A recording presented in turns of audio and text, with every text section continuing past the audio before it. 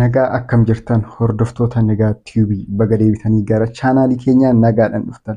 Har'allee immoo barumsa afaan Oromoo isiniif qabadhee dhufeen jira. Maalidhaa barumsa afaan Oromoo dubbisa jalqabarraa kaasnee eegaluun keenya ni yaadatama. Kanaafuu amma viidiyoo sadaffaa jechuudha. Dubbisa afaan Oromoo warra hin beekneef baay'ee kan isin fayyadu viidiyoo sadaffaarra geenyee jirra. Kanaaf itti fufnaa jechuudha. Yeroo darbe maal barannee qubee gurguddaa qubee xixiqqaa barannee jirra. Har'a immoo walitti qabnee qubee gurguddaa gara xixiqqaa yoo jijjiiru akkamitti jijjiirraa kan jedhu ilaallaa jechuudha lamaaniyyuu. Kanaaf amma qubee gurguddaa fi qubee gurguddaa harka bitaatiin qubee gurguddaa harka mirgaatiin barreessaa ilaallaa jechuudha. A guddaadha kuni A guddaadha. Kan ammoo A xiqqaa yoo taatu immoo akkanatti barreessuu dandeenya. Baa guddaa. Baa xiqqaan ammoo Caa. Kan harka mirgaatiin barreessu xixiqqoodha yaa ni beektan jedhetan yaada. Akkanatti daa ammoo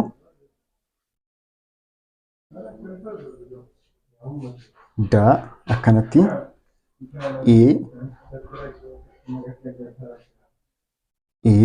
akkanatti barreessitanii amma immoo faa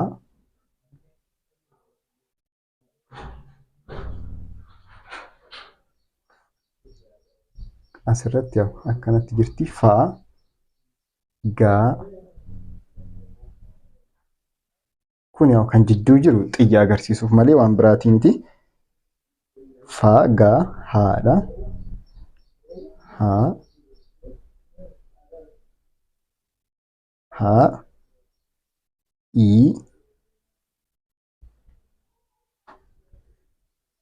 achi booda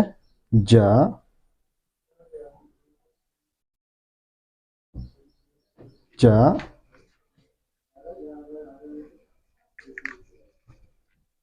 sirriitti akkasiin barreessu jaa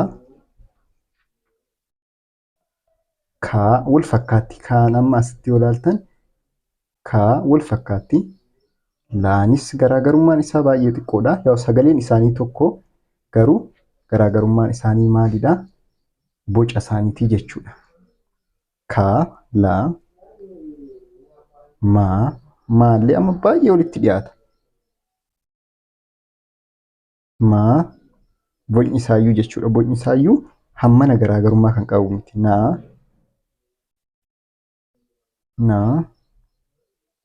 oon innillee baay'ee wal fakkaata yoo barreeffama keessatti xiqqaa xiqqeessinee guddaa immoo guddisnee barreessuu qofa jechuudha. Kanaaf amma asirratti maal ilaalle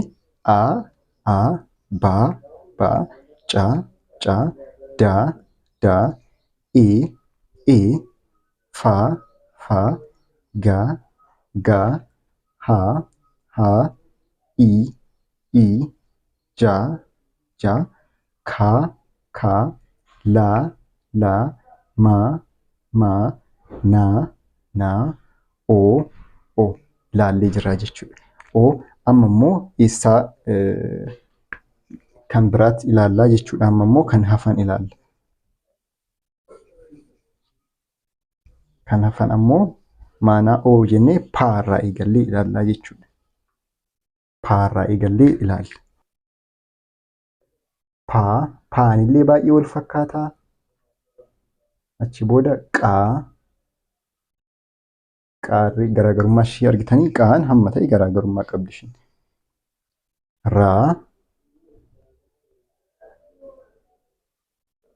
Saa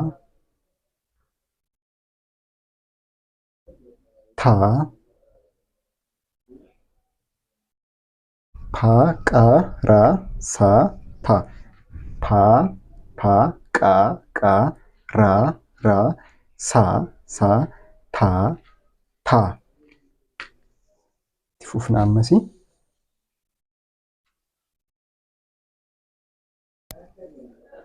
Achi booda immoo isheellee xiqqeessuma waa, xaa, yaa. Achi booda immoo yoo isinitti mul'ata ta'e zaa. Ifamaa yoo isinitti mul'achuu baates iskiriinii irratti isiniifan barreessaa. Anyway kana jechuudha. Qubee gurguddaa fi xixiqqaa wal bira qabnee ta'uu barreessinu akkanatti barreessina. Qubee gurguddaa yeroo fayyadamnu jira. Qubee xixiqqaa immoo yeroo fayyadamnu jira. Yeroo baay'ee barreeffama keessatti qubee xixiqqaa argitan. Qubee gurguddaa yeroo baay'ee mata duree barreessuuf akkasumas ammoo qubeewwan yookaan barreeffamni jechoota yoo eegalan barreessuuf fayyadamna jechuudha. Kanumaa jechuudha. Kana irra deddeebi'aa baradhaa. Sirriitti hubadhaa. Amma immoo waa'ee qubee dubbachiistuu, waa'ee qubee dubbifamaa ni baranna. Gara sagaleetti deemnaa. Sagalee erga beeknee booda jecha akkas jechaa itti fufna waan ta'eef warroonni immoo onlaayiniidhaan barachuu barbaadan lakkoofsi bilbilaa keenya iskiriinii irra ni jira. Isaan iimoodhaan nu dubbisuu dandeessanii jechuudha. Iimoodhaan yoo nu dubbistan isiniif deebisnaa. Kanaafuu kanumaa bakkuma itti nagaa naaf ta'a. Baay'een isin jaaladha.